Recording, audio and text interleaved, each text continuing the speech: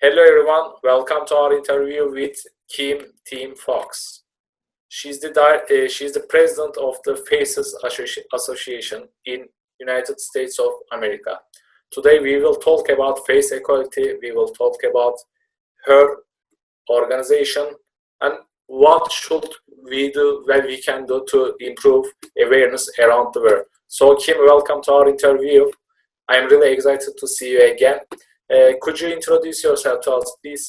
Yes, thank you, Emre, and thank you for all you're doing in Turkey and with Happy Faces. And you've just taken face equality and ran with it since I met you in London last year.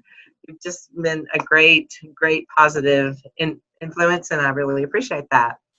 So, yes, I am president of FACES, the National Craniofacial Association. We are located in Chattanooga, Tennessee, in the United States, but we help children and adults with craniofacial conditions, whether it's from birth defects, injury, or disease. We help monetarily in the United States, and we help with information and support around the world. So many times, if you have to travel medically for your child or yourself for a facial craniofacial difference, it puts a big hardship on the family. There's gas, there's lodging, there's food, and they already have so many expenses already on them, medical, and so many times having to take time off from work or even leaving the job so that they can take care of their child. So we help that way, and then information support and face equality. Face equality. I am so excited. This year has went great. Don't you think? Yeah. The interaction we're getting and the press around here in Chattanooga, they are finally kind of getting it. I bugged them last year, and then we really bugged them this year, and so we had quite a few opportunities to get out on TV and spread the message, and really had a lot of good interaction, and people are really starting to ask. They're like, what is face equality? They're interested, and instead of just kind of glazing over. So yeah, we've had a really great time with face equality. We also had a camp for kids with facial differences that runs in July, and sadly we are postponing it this year till 2021 because we want our kids to be safe. We are also set to postpone our forum, which will take place in Boston, as you know. Yes, and that was so sad that we had to do that. I was really looking forward to seeing everybody because we have a great group of a great alliance. Everybody in the alliance that I met in London, and then just through these meetings we've had online. I love it. Something that's really come out good from that is I have so much more information to give other people because I get emails from around the world, I get phone calls from around the world, and now with this connection, if I can't look on my Face Equality International website and see all the different organizations, I can reach out to one of you and say, hey, I have somebody here, anybody, and it's been great. I just love it. So that's been a good thing. So it is a challenging year with all this stuff going on, but we're moving forward. We know that children still need surgeries.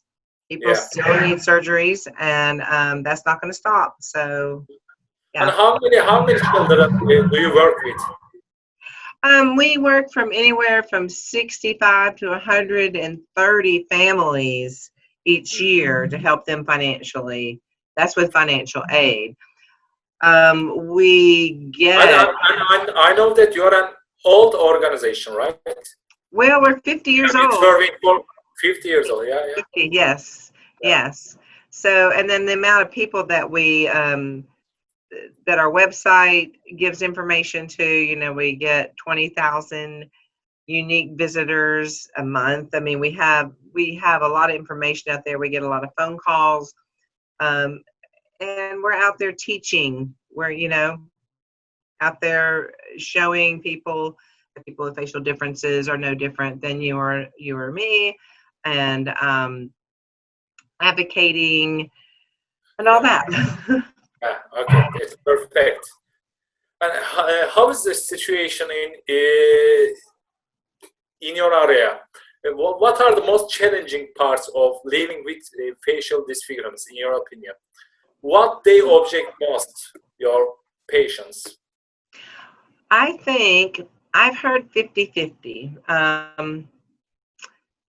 Like we have a board member who has a facial difference, and he gives me some interesting perspective as far as being an employee and in the workforce, what's expected, and how he's had to go over and beyond in his skills. He's had to overcompensate to show people that just because his face looks different, that he is not different, that he's smart, that he can do it. And you almost have to do twice as much work just to prove it. And just seeing here in Chattanooga, I think that's something that we're trying to bring awareness to businesses, letting them know that there's a lot of talent out there. If you're just looking at based on visual appearance, you're losing out on some amazing talented people. You need to look deeper. We are working with them to try to improve their employee guidelines and their practices in their businesses, to start including people with facial differences, how they think about them, and teaching people how to react to people with these facial differences in this area all around. But it's a lot of our clients are across the United States, so I don't actually have physical interaction with them. We talk with them on the phone, and then Facebook has been great. Facebook's been awesome for keeping up with our kids and stuff. But a lot of them don't have any issues at all. Some of the adults I know have said, "Oh, I've never really had a problem," and then the person right next to them with a facial difference has had terrible issues and been pushed away or shot down before they had a chance to prove themselves just based on their looks. So I think it goes 50-50. Thank goodness. I think that because of the awareness going on, more and more people are accepting. Because of Facebook, you have some wonderful Facebook groups of parents out there and people with facial differences that share their experiences, and they gather and they use each other for support. And they can vent. They can say, "Can you believe what this so-and-so said to me yesterday?" And they can discuss, well, how do you handle that? Do you try to educate them? Do you just, they're not worth your time? Or even discussing, I had a child look at me and then asked very nicely, "Hi, how are you?" And I developed a conversation, and they asked about my craniofacial difference, and I was able to tell them about it. And so you have a great support network there, and I think that's very important. And I think that facial differences are becoming more and more seen and more acceptable. And I'm hoping it totally ends up totally acceptable, that we're like Star Trek, So where you mean that today is better than yesterday, right? Because we are more visible now. Yes. Because of the social media instruments, as you know. Yes, I agree. And we work with worldwide with our counterparts, as you know. So we hope that everything is getting better day by day. We hope so.